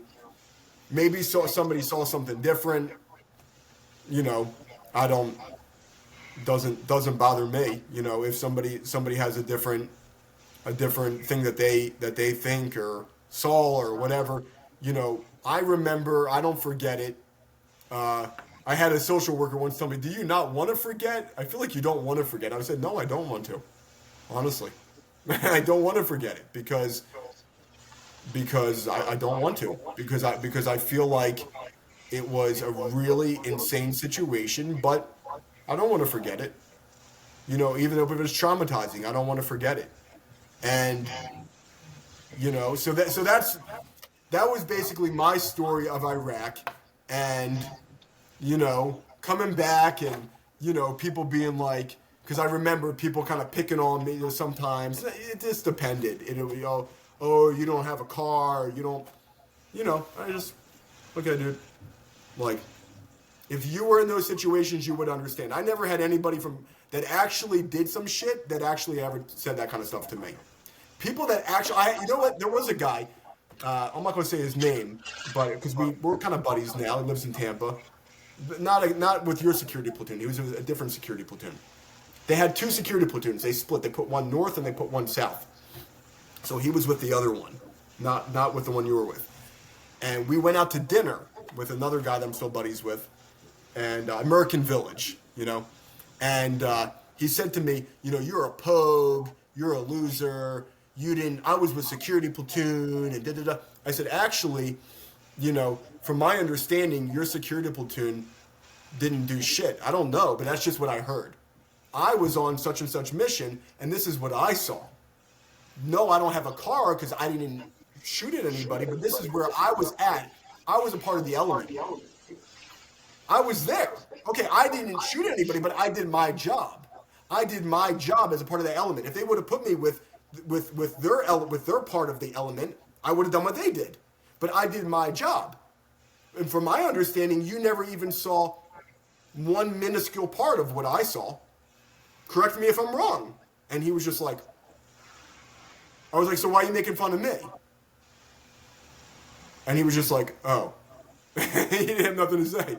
Like, and it was just funny because you would get people like that. But that's what I call the Tom Brady effect. When you're Tom Brady, you don't need to talk shit. Tom Brady doesn't talk shit. If you've been there, done that, you don't need to talk shit. It's the people that, and that is what it is. That is what it is. You're always going to have those people. Now, all these years later, I haven't really encountered much of that. But, you have people ask me all the time, and I give them as much of the story as I feel comfortable giving. And, that's my story. That's my story. It is what it is. Like I said, I don't have a time machine. If I did, maybe I'd change it, But then again, like I said, you'd still have your regrets and you'd still have your, oh, why wasn't I in Phantom Fury in the second Battle of Fallujah? Whatever, the Way City of this. Like, there's really no end to it, I think. And I think it's just like, I gotta just look at it as, just trying to find peace. And that's my goal. I know I'm not there yet. And I'm going to try to learn from people like you and people that I can learn from anybody and I learn a lot from a lot of different people, and that, it's okay. Like I can do it. And like I said, getting back to your whole thing on Facebook, it breaks my heart because it was so instrumental. It was so instrumental. And when I saw what happened to Phillips, and believe me, like I said, we really spoke, and I understand his stuck points, and I get it. We spoke a lot. It it still breaks my heart because, but I understand, that's a person's decision, right? I can't. I can only do my part. Somebody else, every person has free choice. Nobody gets their free choice taken away. We all have free choice, and if somebody else makes a choice as an adult, a free choice, that's their free choice. And you can't hold that. You cannot hold that. I know we do. I know we do hold that, but that's something that we really can't hold for real. So, but and I think you're still doing that now. The same way that you contributed before, it's just the same. In the 2 years that you've been there, I'm sure there's been so many people that have the amount that you've helped me in just the short time I've known you. I mean, it's the same kind of stuff, and that you're now taking it to a higher level, and all that training, because I've had some really psychologists that I did not connect with personally and whatever, but I've had some that were amazing, that were really amazing. At the VA, one lady, she wasn't a veteran, she wasn't nothing, she wasn't even American. She was a European that moved here in her 50s to the United States from Europe, and she was a real estate agent. And in her 50s, she decided, I'm going to become a psychologist. And she went to a really good school in downtown Chicago to become a psychologist. And she became a VA psychologist. And she was awesome, awesome. Her supervisor was the one that told me to go to her, because I was like, "Who's the best you got?" And he was like, her. Even though she's brand new. He's like, but she's awesome. And and there's certain people that are just really, I think a certain amount is the training, and I think a certain amount is the person's personality. And, I couldn't imagine over the course of a career if the person was able to do the self-care and take care of themselves and pace themselves and so forth, how many people you could help. Just as many as the 300 or whatever, 400 that came back from non-TSB. Just as many. And you think about the kids, the grandkids, the fact that they can now live a life. And, you're going to lose some along the way. Just like with Iraq. There was people we lost in Iraq. There's people that maybe over a course of a career that you lose. But you do the best that you can do. And that's really what it is. And that's why, like when I look at cops or whatever, it's the same kind of thing. It's like, no, they didn't kill yes, they killed that person, the cop. But think about it. If you have a person who's trying to kill other people and then you kill them, that's saving a life. That's like a surgeon. That's like a trauma surgeon. That's like a doctor. That's saving a life. That's I get all the other feelings, but I think it's only fair to put it all out there. Just like we're saying with the men's mental health, same thing. It's only fair to give credence or to give words to both sides of the situation, because to only say, blah blah blah blah blah, and you're not. Well, what about this? Like, yeah, there was that vehicle, and it was a family. It wasn't a VBIED. But, wait a second, what if it was a VBIED? So you did your job. You followed the protocol, and you did your job, and God picked you, or the platoon picked you, or whatever you want to say. You had to be the one to do it. Okay, you had to be the one to do it. Why did I have to be the one to put it in my shoes that I was one of two people that got fapped out to that hospital from the whole unit? That was it. There was nobody else from non-TSB over there. And there's probably stuff at that place, just speaking to guys with your platoon that did end up going to the hospital with people from your platoon. Obviously, you don't end up getting, not to try to split hairs, but you don't end up seeing this, you saw that one patient, right? You saw that one. But you don't, if you're there 24/7, you're going to get exposed to more of it. Not to make it that we're better than anybody. That's just the nature of it. And, so it's we were at the fire hose. We were really at that fire hose, and we were drinking, and we were just, you know, it was all happening, and we were right there, and it was real life.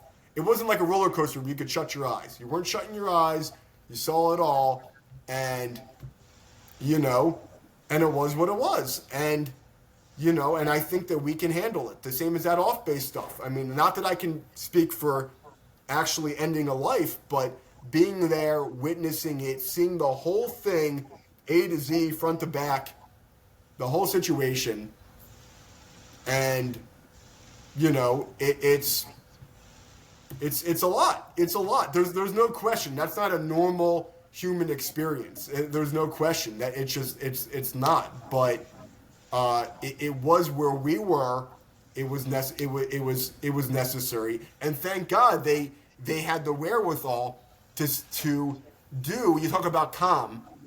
I look back on it and I realize just from listening to that radio and stuff and the layers of stuff that was happening and the communication and just the effort of just planes that were just continually, one would refuel, another one would go up, and they were just on a constant path, and they were looking, and they would, hey, I got somebody, let me give you the coordinates, I need you to drive over there, and I need you to BDA. Hey, do it quick, they're going to drag the body away, and just the constant just communication. Speaking to these guys that were coming in, they were 19, 20 years old, 21 years old, hey, who are you guys? NSW. NSW? Where are you from? Coronado. Okay, okay. And then, started to click. And then, I basically oh, okay. You look up there, you see what's happening, and you're just like, wow. There are so many layers of stuff to really, because obviously everything that we built within 2 weeks, it was totally destroyed, from my understanding. Maybe not the road repairs, but the little observation posts. So what was really the real purpose? At least come back alive. If your construction's all going to be blown up and the whole thing with the Iraqi army is a disaster and they're not going to hold it and it's just a whole mess, at least come back alive, And that was really, I was happy about it at the time, and I'm happy about it to this day. And obviously I didn't see the inner workings of it and the behind the scenes, but that it was able to be aggressive, and it was able to be a strong response. And from what I could tell, it wasn't a response of just ever hurting anybody innocent or whatever, unless it was a byproduct or an accident. But it wasn't ever an intentional, not from what I saw. It really was just a concerted effort to really just continually just focus on that job, doing that job and doing it really well, and that's what I saw personally. A small vantage point, but at the same time, I guess, I mean, I saw it, and so it, yeah. I mean, I know I went on a long. Oh man. Oh, you got into it, man. You were feeling it. You were I was feeling the feeling vibe. it. I didn't want to interject and Oh actually my ruin God, it. dude, this would be a $300 session if you were billable right now. Oh man. Well, Woo. you nailed a lot of stuff where it was more of you were in a fishbowl. You couldn't leave. You were trapped.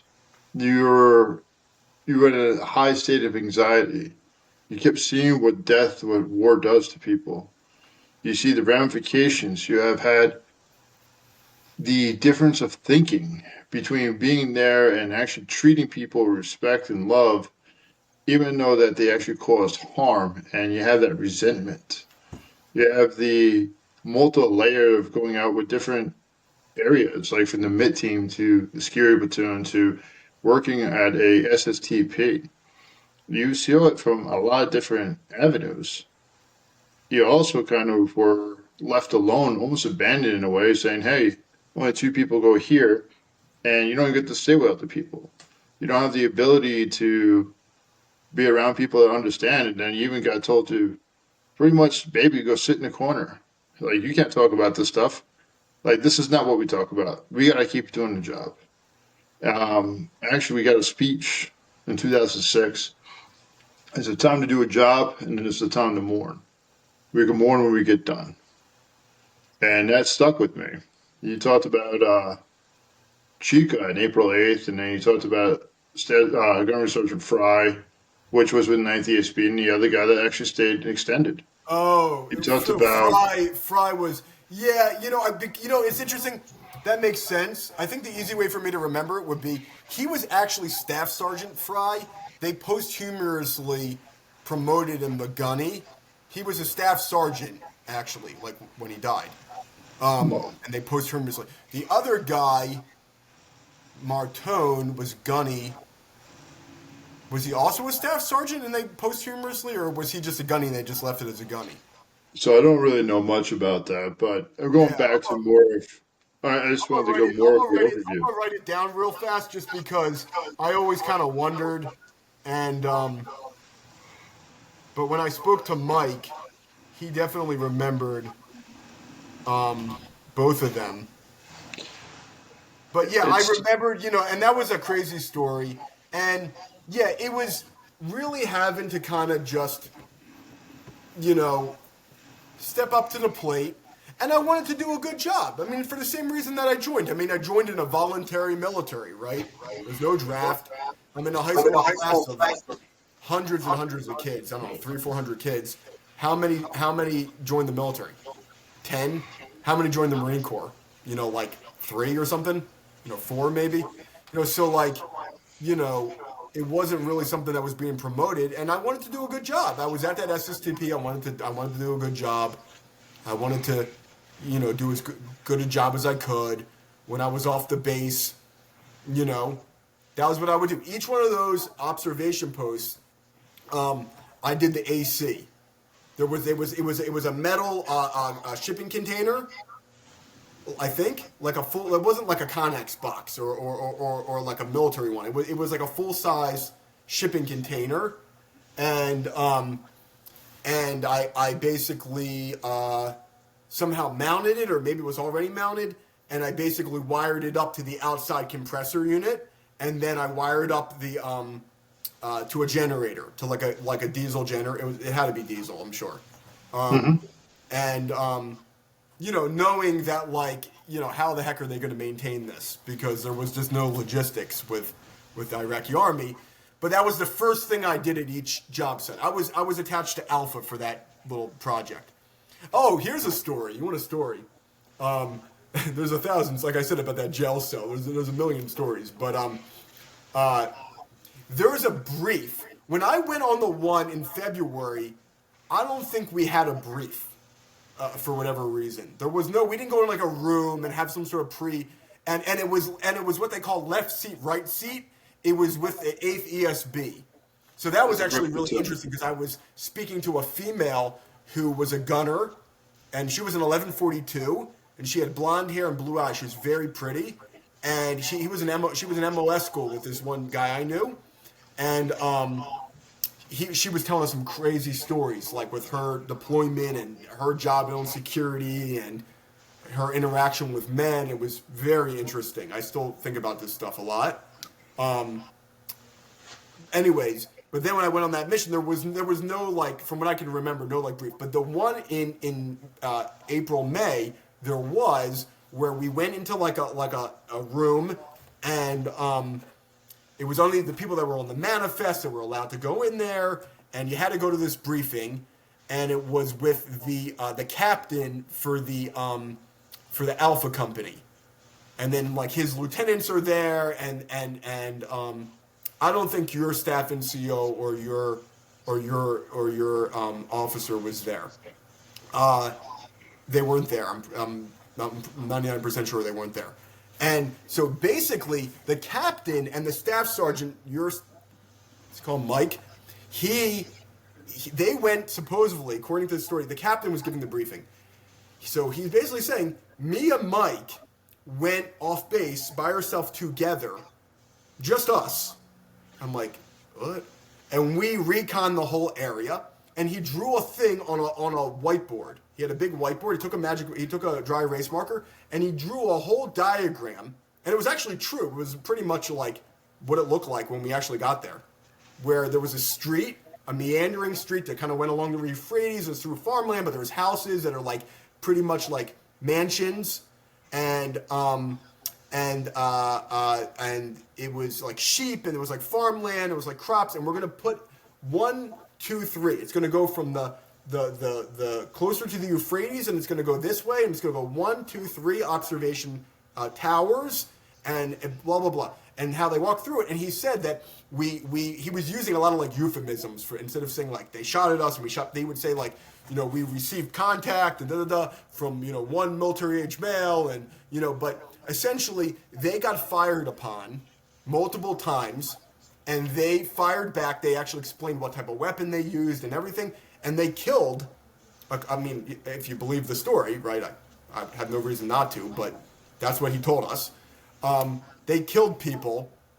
The people that were shooting at them, they shot back. So it already kind of put in my mind. I mean, obviously I'd seen it in February, but it already kind of put in my mind like, oh my gosh, we're going to be a target. Like, wow, they were just on foot, but we're going to be there like static with vehicles, and like there's no camouflage in this bad boy. And because the missions with the MIT team, they were really, I didn't, it didn't get to that level. It did not get to that level. So that's just a quick little story I remember about that briefing. And then the other real quick story was the promotion ceremony of your lieutenant, where he went from second lieutenant to first lieutenant, and I thought that was kind of interesting. How they basically, nobody came to attention, and they took off his rank and they just threw it into the weeds, and they put on the new rank, and they were like, everybody go at ease, and they were like, wait, everybody already is at ease, like, and it was just like weeds. It was like it was called OK Corral, COP OK Corral, but it was a weird combat outpost because there wasn't a delineated border really on it like your typical combat. I don't think I ever.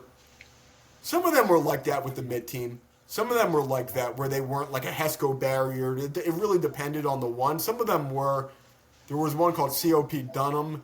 Dunham, I don't think had really much of a border on it.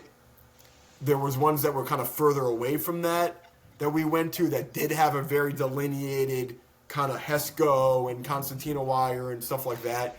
So I think it just depended, on the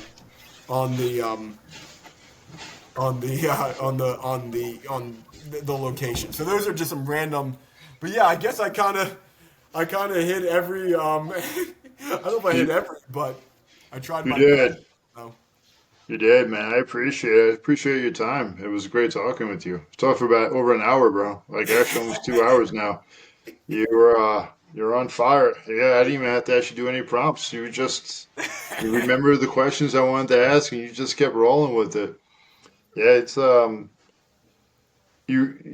it's the reason I really wanted to talk about you and actually hear your story so that you can hear some feedback, and hopefully the listeners, when they actually listen to this, is we have all this comparative judgment that really fills us up of could we have done more? Should we have done more? Oh, this person did this. So what about us? And you and I have actually spoke about this offline, and we spoke about this actually when I was traveling.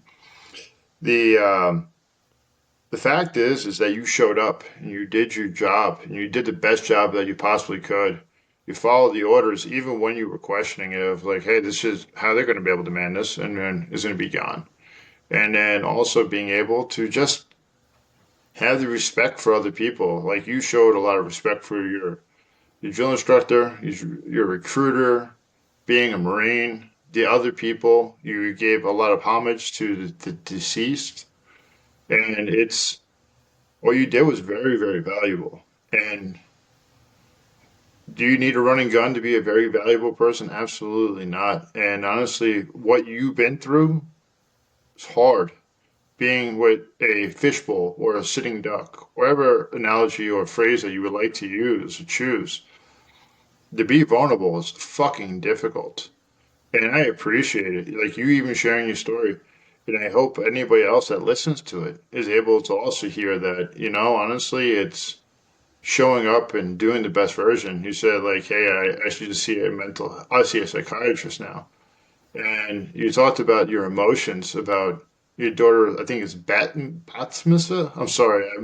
Bat means daughter, and mitzvah because they put the modifier before. Like in English, we would say the fat man, but in Hebrew, you would say the man fat. So it goes, I think. I don't know, my Hebrew sucks, but it's, yeah, anyway, it goes bat mitzvah, which is daughter of a mitzvah. Uh, Anyways, it's when you turn so 12 years old, and yeah, it's basically, everybody's together, and we're feeling emotion, and it's just like, you know, it's just because like I said, I really for whatever reason I feel like more of that comes up that it matters, and like you said about this whole comparative, and and that's really important. The stuff you say is really it's gold, but from really Fry and Martone, and just like, oh man, I knew that guy. I remember him from not just from Fuji, but from standing in the parking lot, at Hanson, and you see him with his cool Oakleys, and just you know, and then I'm like, wait a second, here he is now. And then I read his obituary in the computer lab a couple days later, and I'm like, wait a second, he's got kids. Wait a second, he's got a wife. Wait a second, he's only 28. Like he's only whatever 30. Like man, like crap. Like and you're like, wait a second, he was just like he got blown up by an IED. Like he wasn't defusing the IED. It wasn't like the longest walk. It was just the fact that he was outside the wire kind of thing. But that was what his job actually was he was an EOD tech. So it was, again, like you said, giving respect to other people, where I'm just like, man, like that's a damn shame. Like especially when I work at this hospital, you see so much. You saw plenty of people with like Chica's situation. You saw a lot of people like that, where it was like a sniper or with small arms fires, whatever. But you saw a lot of people also that were some sort of shrapnel injury, whether it was an IED or mortar, that kind of thing. And you're like, wait, this is a guy that's, even more than the job, it was really just the fact that like he's so young and he says the kids, and you think about it. I still think about it, honestly.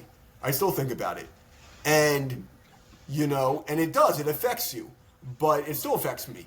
But I try to think about the other stuff that I hear from other people. And one of the stuff that you're telling me, another thing somebody told me years ago, where he had some situation himself in his life of somebody dying, and he said, "Life is for the living." That's what he said. He said, "Life is for the living.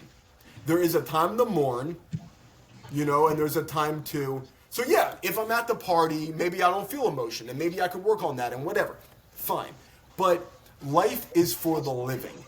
He's doing whatever he's doing now in the next world. And his wife, we hope, moved on. His kids move on. I mean, crap. I was at a rabbinical college. I didn't become a rabbi, but I was at a rabbinical college. And there was a dude there who had done the initial invasion and had some bad PTSD. He would sit in bed. I would take him to the VA. I'd bring him to appointments. And they'd give him all sort of pills. I'd tell him, don't take the pills. And he would sit there in bed like a zombie, and till 10, 11 a.m. and you're supposed to be in there early. It's like one of these kind of things. It's like you're like a monk, you're supposed to early in the morning for the prayers and the learning and everything. And they kicked him out, and they were so scared of this guy they had me kick him out, because they didn't want to get attacked, because they knew he was a black belt and he was a martial artist, and they knew his temper and his anger. I saw his anger, and sure enough, he went back to California. He got in a domestic dispute, and he died. He died. Whether it was the cops, whether it was him, a mixture of kind of both. Practically speaking, he's been passed for 15 years. He was a guy with 4 kids. Now they're all grown, But again, it's like, it's that anger. It's that ability. We got to channel it, because when we're in those situations in Iraq, that's what we use. When you're on security at the SSTP, you go red. Because that was how we were trained, whether it was right or was wrong. We have our regrets about it, but that was how we acted. And sometimes now, that's how I might think to do things. And sometimes maybe it is. Sometimes it maybe is. But typically it's not. Typically it's not the right thing, and it doesn't work not in that world. In that world, that's what works. But in this world, that doesn't typically work. It drives people away from you. And so there's a lot of relearning. Just like we learned a lot of skills, there's a lot of stuff that we got to learn, relearn, again, to be able to really function, as in society. But at the same time, honoring what we did. And you're right, I stepped up, and that's what I always thought. Like, even whatever my dream is, I would have done it. And even if I did it, maybe I would have realized from the other side, okay, whatever. Like, now what? Like, so it's just like, it just is what it is. And then it's like, well, what are we doing now? Because again, life is for the living. So those people that died or whatever, they're doing their thing now in the next world. What are we doing here in this world to the best of our ability, and that's honoring them or whatever you want to say. But what can we do, now? And, it's interesting. I can't find the page it's on, but the AA Big Book says that suicide is, I forget the word they use, an aberration or something. That's what they say. It's abhorrent, maybe they say. Basically really bad. God sees suicide as really, it's considered a sin, right? At least in Judaism, it's considered a sin, probably in Christianity as well. Not that I would ever look at somebody that did it as, that's not for me to do. But it's essentially, from my understanding, it's that we choose a lot in our life, but two things we can't choose, or we're not supposed to choose: how we come into the world and how we leave the world. We're not supposed to choose that. You don't get to choose who your parents are. You didn't get to choose that you came into the world. It was against your will that you came into the world. And you're supposed to leave the world that God decides when you leave the world. You're not supposed to decide. So that's the concept of it. And, again, that if we really believe that if we were in a situation, we have the capability within or with the people that we interact with, that God puts us in touch with, that we could, that we can handle it. That we can handle it, whether you call that healing or whatever you call it, and and that's, it's easier said than done. Believe me, I would never put it on somebody else, right? Put it on myself first before I'm going to put it on anybody else. I would never say to somebody else, but I'm just saying that is the concept, at least within my religion, that I said that the cure comes before the sickness. That is what the line says, in that, like you said, only two guys were put at that SSTP, one of which was for sure a shorter time than me. But again, you're all just weighing it, because a lot of these guys have become friends with that were from that actual other unit from Lejeune. They did Fallujah, Phantom Fury. They were there for Phantom Fury, the second Phantom Fury, November 2004. They were there for that, with a tent, just like we had the tent hospital, but closer to the front lines over there. And then they were with us for this one. And then they always would say, this is a lot better. This is a lot, so, and they're out there in the world, and they're doing their thing, and they're, and these are guys that, and whatever. And it's just like, it's possible. We can do it. And we don't want to compare, but if you use the comparison for a good thing, it's not always bad. If you see somebody go down the big water slide, and you say, wait a second, that was a 10-year-old kid. If they could go down that water slide, I could do it. I can do it. So you can sometimes do it in a positive way. There's a negative way of what you're talking about, where we're comparing, and it's all just a waste of time and a waste of energy and negative. And there's a positive way that I think we can do that. And even with the ego, your ego about, hey, there's a good ego and there's a bad ego. There's an ego where it's self-esteem. That's a positive ego, where, you know, I did a lot of, I did it, and other people, not that I'm better than anybody, but I did it. I did something. Think about your high school class. I mean, how many people, barely anybody. And you did it. You did it. You did something. You saved lives. You've saved tons of lives. Hey, you did it. Right place, right time. But you were in the situation and you did it to the best of your ability. Some people maybe wouldn't. Some people maybe would say, I'm not. Just put me back on the base. I don't want to do it. You did it. You stepped up. You said, yeah, I'm going to do a good job. You did it. You didn't hold it against anybody. You didn't make fun of people. Oh, you don't, you did it. And that was what the job, called for. So it's kind of,